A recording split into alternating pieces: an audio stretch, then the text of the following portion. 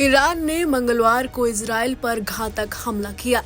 लंबे वक्त से हर कोई इंतजार कर रहा था कि आखिर कब ईरान इजराइल से हमास चीफ इस्माइल हानिये की मौत का बदला लेगा, लेकिन ईरान ने हिजबुल्लाह चीफ नसरल्लाह की हत्या होते ही इजराइल से बदला लेना शुरू कर दिया है।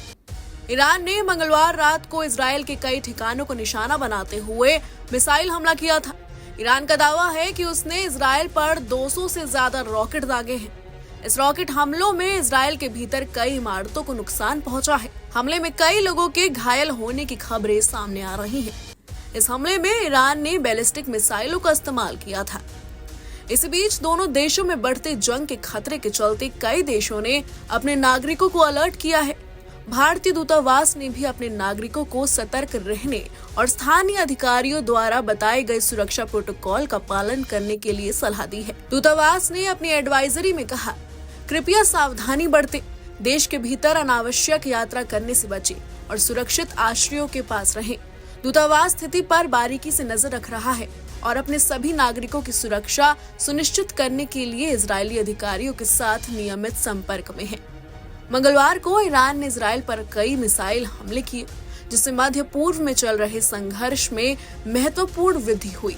उधर आईडीएफ ने बताया कि ईरान के हमलों को कामयाब नहीं होने दिया गया है और सभी इजरायली नागरिक बंकरों में हैं। ईरान ने तेल अवीव में इजराइल के 3 सैन्य बेस और खुफिया एजेंसी मोसाद के हेडक्वार्टर को निशाना बनाकर मिसाइलें दागी थी।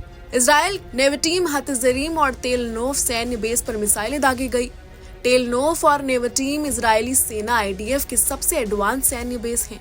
मंगलवार रात को जब ईरान ने मिसाइल हमला शुरू किया तो इजरायली शहरों में हवाई हमले के सायरन बजने लगे और लगभग 10 मिलियन लोग बम शेल्टर्स में जाकर छिप गए। ईरान का कहना है कि उनकी ओर से दागी गई 90% मिसाइलें टारगेट पर जाकर गिरी हैं, जबकि इजरायली सेना का कहना है कि अधिकांश मिसाइलों का देश की उन्नत रक्षा प्रणालियों आयरन डोम और एरो द्वारा रोक दिया गया, लेकिन कुछ मिसाइलें शील्ड में घुस गई, जिससे मामूली क्षति हुई है। ईरान की ओर से यह मिसाइल हमला इजरायली सैन्य हमलों में हिजबुल्लाह प्रमुख हसन नसरल्लाह और हमास नेता इस्माइल हानिये की हत्या का बदला लेने के लिए किया गया था। ईरान ने मंगलवार रात को इजराइल के कई ठिकानों को निशाना बनाते हुए मिसाइल हमला किया था। ईरान का दावा है कि उसने इजराइल पर 200 से ज्यादा रॉकेट दागे हैं। इस रॉकेट हमलों में इजराइल के भीतर कई इमारतों को नुकसान पहुंचा है। हमले में कई लोगों के घायल होने की खबर भी सामने आ रही है। Bureau report, news nation. News nation अब व्हाट्सएप पर खबरों के ताजा अपडेट के लिए न्यूज नेशन के इस क्यूआर कोड को स्कैन करें।